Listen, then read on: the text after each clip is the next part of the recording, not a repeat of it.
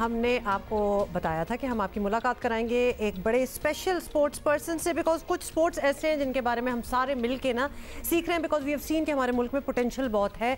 तो आपको बताएं कि ओलंपिक्स में अरशद नदीम की शानदार कारकर्दगी के बाद पाकिस्तान में जेवलिन थ्रो गेम क्या कहूँ, स्पोर्ट है वैसे, तवज्जो का मरकज़ बन गया है ये स्पोर्ट। और उम्मीद की जा रही है कि अब क्रिकेट के अलावा बाकी खेलों को भी अहमियत दी जाएगी। मैंने क्रिकेट को तो अहमियत बहुत अच्छी है दी जाए, ये नहीं कि हम उसके साथ कुछ और लेवल पे ला के रख रहे हैं और भी चीज़ों में अटेंशन दे। पाकिस्तान की खातून javelin throw champion Fatima Hussain उनका नाम है। इनको यकीन है मुनासिब सहूलतें और ट्रेनिंग फराहम की जाए तो वो भी पाकिस्तान के लिए मेडल ला सकती हैं। कौमी सतह पर जेवलिन थ्रो के कई मुकाबले इन्होंने जीते हैं, पुरअज़्म हैं। और फातिमा हुसैन हैं आज जियो पाकिस्तान की मेहमान, फैसलाबाद से हमें ज्वाइन कर रही हैं। फातिमा, बड़ा अच्छा लग रहा है आपसे मिलके, क्योंकि आप जैसी ख़वातीन हैं, आप जैसी लड़कियां हैं जो अपनी फील्ड में ज़बरदस्त परफॉर्म कर रही हैं, उनको मंजर आम पर आना चाहिए, उनको अप्रीशिएट करना चाहिए ताकि उनका कॉन्फिडेंस भी बढ़े और उनको जो सहूलियात का फुकतान है उस पर भी किसी की तवज्जो हो और बेहतर ट्रेनिंग मिल सके।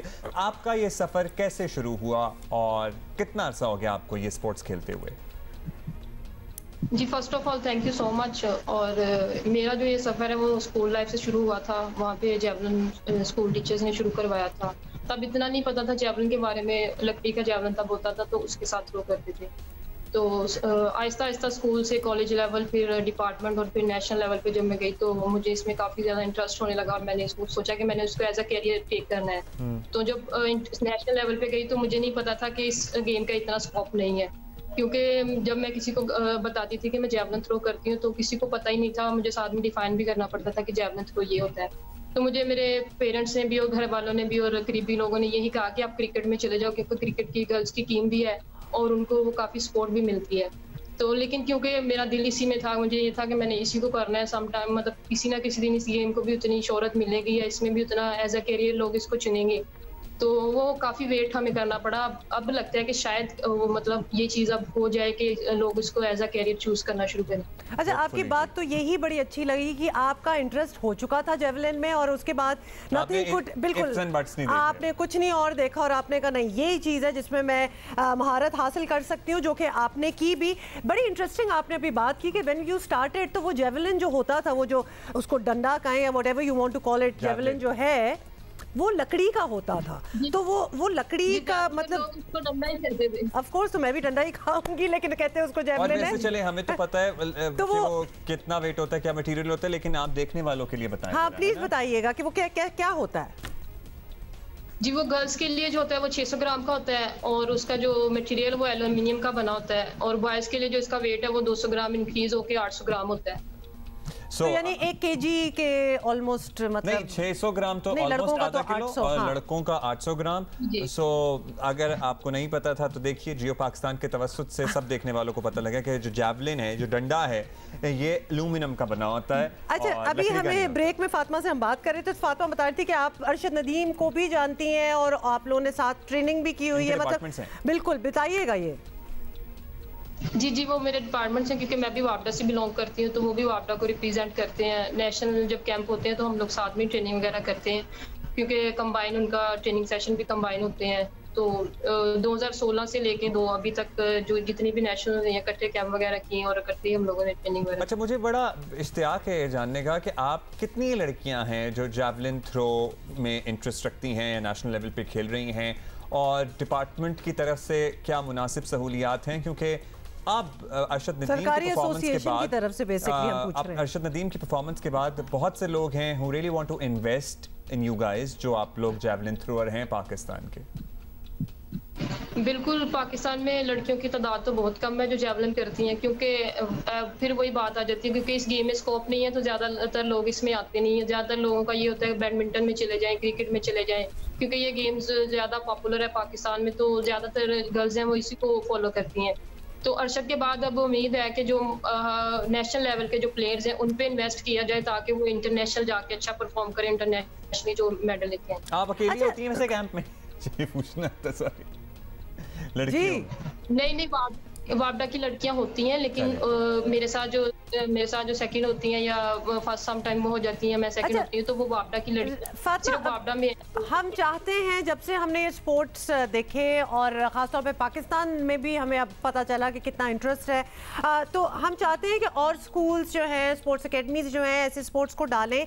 तो क्या बेसिक रिक्वायरमेंट क्या होती है? मतलब basically you need a javelin, what else do you need, ingredients इंसान के अंदर क्या होने चाहिए, कुछ आप इसके बारे में बताएं।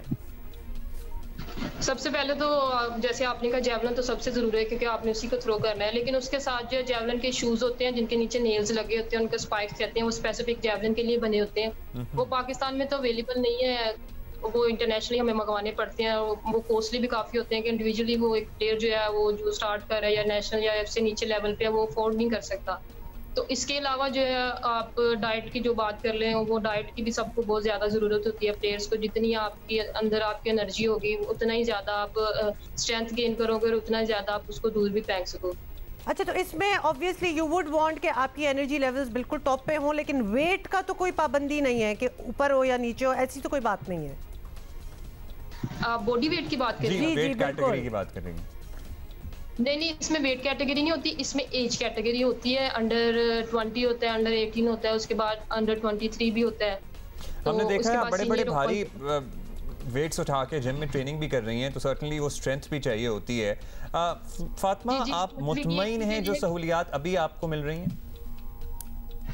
देखिए, मुतमईन कहना तो बिल्कुल गलत होगा, क्योंकि हमारे पास ना तो अच्छे जेवलिन है, ना ही मेरे पास ट्रेनिंग के लिए जो अच्छे स्पाइक्स हैं वो अवेलेबल हैं। तो ग्राउंड्स भी इतने अच्छे नहीं हैं, और जो जिम है वो हम प्राइवेटली पे करके खुद वहाँ पे जाते हैं, जैसे आम लोग जाते हैं। तो हमारे लिए कोई भी ऐसी फैसिलिटीज़ नहीं है जो हुकूमत की तरफ से प्रोवाइड की जाए कि आप माहौल आपको दिया जाता है, आप इसमें रह के ट्रेनिंग करो और आपको फिर आपसे मेडल की उम्मीद भी रखें। बस यही चाहते हैं कि हम कि ये चीज़ें बदलनी चाहिए। जहाँ पोटेंशियल हुकूमत को नज़र आ जाए या फिर ना भी आए, हम दिखा रहे हैं ना, तो वहाँ please put in all your resources. Fatima, जल्दी से आप अपना फिटनेस रूटीन बता दें, क्योंकि ये हमें बड़ी अच्छी तरह अब अंदाज़ा हो गया आफ्टर वॉचिंग टोक्यो ओलंपिक्स के ये थ्रो जो है it is a power throw. मतलब कि एक रन अप है और उसके बाद आप थ्रो कर रहे हैं, तो उसका दूर जाना it takes a lot of strength आपके अंदर। तो आपकी क्या रूटीन है फिटनेस की?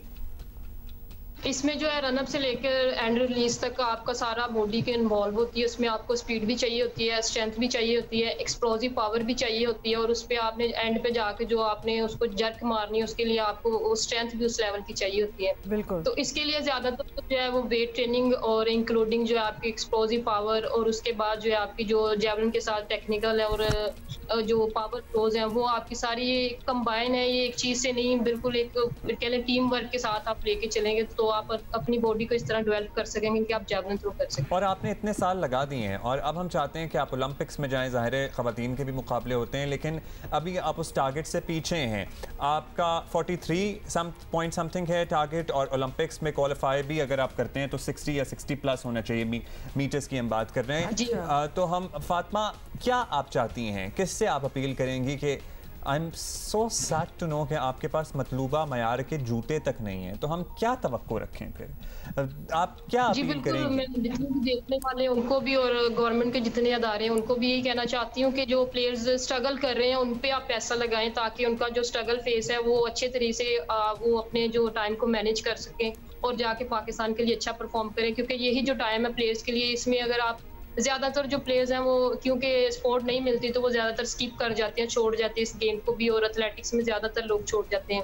तो इसकी यही वजह है कि प्लेयर्स पे ज्यादा इन्वेस्टमेंट नहीं होती और उनसे रिजल्ट मांगा जाता है। जब वो बाहर चले जाते हैं, अच्छा परफॉर्म करते हैं, तब तो उनको सारे अप्रिसिएशन करते हैं क्योंकि तब तो उनका राइट होता है। लेकिन जब उनको स्ट्रगल फेस होता है तब उनको जरूरत होती है सबसे ज्यादा। और मुझे जो लगता है कि उस फेस में सबको प्लेयर्स को जो है वो प्लेयर्स को जो सपोर्ट करना चाहिए। आप जो टारगेट अचीव करना चाहती हैं, आपको कितना डूएबल लगता है? हमारी नेक तमन्नाएं तो आपके साथ हैं। अगर आपको रिसोर्सेज मिले, ट्रेनिंग मिले, आपको बेसिक जूते तक तो मिल जाएं जो आपको चाहिए।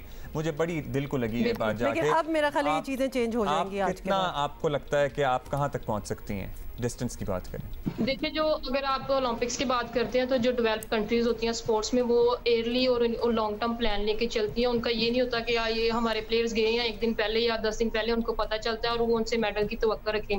वो ऑफ द रिकॉर्ड उन पे 4 साल उन पे इन्वेस्ट करते हैं, उनको इस काबिल बनाते हैं कि वो जाके वहाँ पे रिप्रेजेंट करे। तो ये एक लॉन्ग टर्म प्लान है। अगर हमारे प्लेयर्स को भी इस तरह जैसे 24 में जाके अगली ओलंपिक्स होनी है, तो अभी से अगर उसकी प्लानिंग शुरू हो जाए, अच्छे प्लेयर्स को लेके उनके ऊपर इन्वेस्टमेंट की जाए और उनको वैसी फैसिलिटीज दी जाए, तो यकीनन वो पाकिस्तान के लिए जाके 5वें नहीं बल्कि पहले, दूसरे और तीसरे के लिए भी फाइट कर सकते हैं। हमें कोई शक नहीं है कि ऐसा बिल्कुल डुएबल है। फातिमा हुसैन, बहुत बहुत शुक्रिया फॉर बीइंग विद अस। और एंड फातिमा की सबसे खूबसूरत बात हमें ये लगी है कि she has the right ingredients that a sports person should have, बल्कि वो होती हैं तो इंसान स्पोर्ट्स पर्सन बनता है, क्योंकि ये शदीद किस्म का टफ काम है। ओलंपिक्स में भी हम ये देख रहे थे, अपने एथलीट्स को भी अब हमने देखा है ये कि बेसिक रिक्वायरमेंट जो आपकी होती है ना, आपकी स्ट्रेंथ की, आपकी टफनेस की, आपकी मेंटल स्ट्रेंथ की भी, मतलब वो सारे एथलीट्स की एक जैसी होती है और उसके बाद महारत होती है जो स्पोर्ट आपने चुना होता है। ना फातिमा की तो वो से भी आपको नजर बहुत ही अच्छी बात ये कर रही हैं। वो चाहती हैं आगे बढ़ना, और प्लीज़ अगर एक नेशनल चैंपियन के पास मतलूबा मयार के जूते भी नहीं हैं तो ये हम सब के लिए फिक्र की बात होनी चाहिए कि लेकिन हम क्योंकि बात ये है कि जब उन्होंने हमें बताया कि हम ज़रा ज़्यादा डिसअपॉइंट हो गए हैं और डिसहार्टन हो गए हैं, वो बड़ी स्ट्रॉन्ग माइंडेड हैं, स्ट्रॉन्ग विल्ड हैं। क्योंकि अगर लिटरली ऐसी चीज़ें जूते शूते ना हो तो इंसान शुरू में ही छोड़ देता है, भाई ये काम मेरे बस का काम नहीं है और कोई इसको ऑनर भी नहीं कर रहा। So she is very tough and very smart. Fatima थी हमारे साथ।